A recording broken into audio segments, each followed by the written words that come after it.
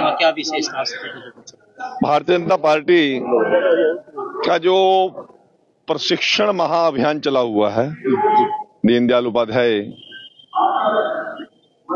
प्रशिक्षण महाअभियान, उसमें हमारे 377 मंडल में सक्रिय रूप से हम इस अभियान को चलाए हुए हैं।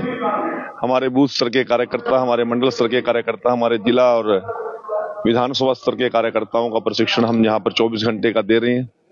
पार्टी की रीति नीति, पार्टी की सोच, पार्टी का विचार।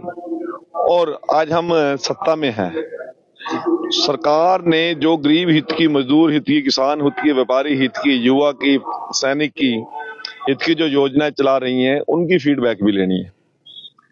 गरीब कल्याण के लिए उनका जो बजट केंद्र से और प्रदेश से आ रहा है, उसको ठीक लोगों के हाथ में पहुंच रहा नहीं पहुंच। ओल्ड एज पेंशन है, किसान सम्मान निधि है, हमारी सेल्फ हेल्प ग्रुप की बहनें हैं, इसी प्रकार से छोटे दुकानदार हैं, हमारे युवा हैं, हमारे कर्मचारी हैं, उनको सभी जरूरत की चीजें ठीक समय पर पहुंच रही हैं, ठीक हाथ में पहुंच रही है। इसकी भी समीक्षा हम साथ के साथ कर रहे हैं।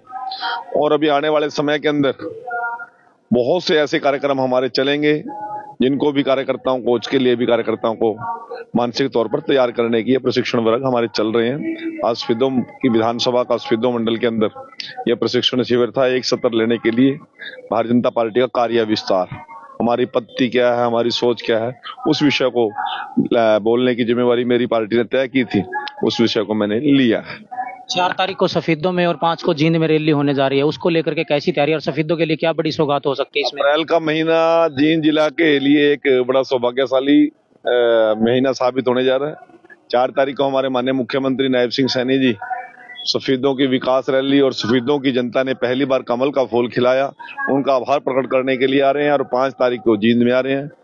अब रही बात सौगात की स्थिति, ये आप गिनते रहना, लिखते रहना, बाकी नायब सिंह सैनी जी कसर छोड़ देंगे। सफीदों की बड़ी मांग है जिला बनाने की, उसमें आपकी इतनी सहमति है? सफीदों जिला आप सारे शब्द मेरे मुंह में मत डालिए, वो अलग विषय है। अभी जनगणना शुरू हो चुकी है और 1 साल तक सभी गांव का बदलाव, ब्लॉक का बदलाव, जिले का बदलाव, जिले की घोषणा इस 1 साल में नहीं कर पाएंगे।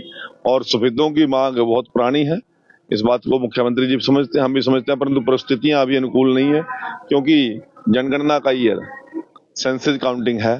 अब सेंसस के अंदर कोई इस प्रकार की घोषणा कोई भी सरकार नहीं कर सकती। 7 मार्च को सफीदों में बड़ी घटना हुई, 12 महिलाओं की मौत होगी फैक्ट्री में, लेकिन पीड़ित परिवार है नहीं जो वो मुआवजे से संतुष्ट नहीं है, मुआवजा बढ़ाने की मांग करता, नौकरी की मांग करता। कोई बात नहीं, ऐसा उस परिवार के साथ एक दुखद घटना घटी है और 4 तारीख को मुख्यमंत्री जी आ रहे हैं, वो इसमें कोई भी जो बात होगी उन लोगों के साथ बैठ के अलग से बात कर लेंगे। तो कब तक आ जाएगा मुआवजा अगर बात करें? मैं बात कर रहा हूँ ना, कुछ चीजें मुख्यमंत्री अधिकार क्षेत्र की होती हैं, जो मैंने घोषणा करनी है, जो मैंने कुछ करना है, वो तो अलग बात है। मान लो जब करनी मुख्यमंत्री जी ने, फिर मुख्यमंत्री जी का अधिकार मैं कैसे ले सकता हूँ?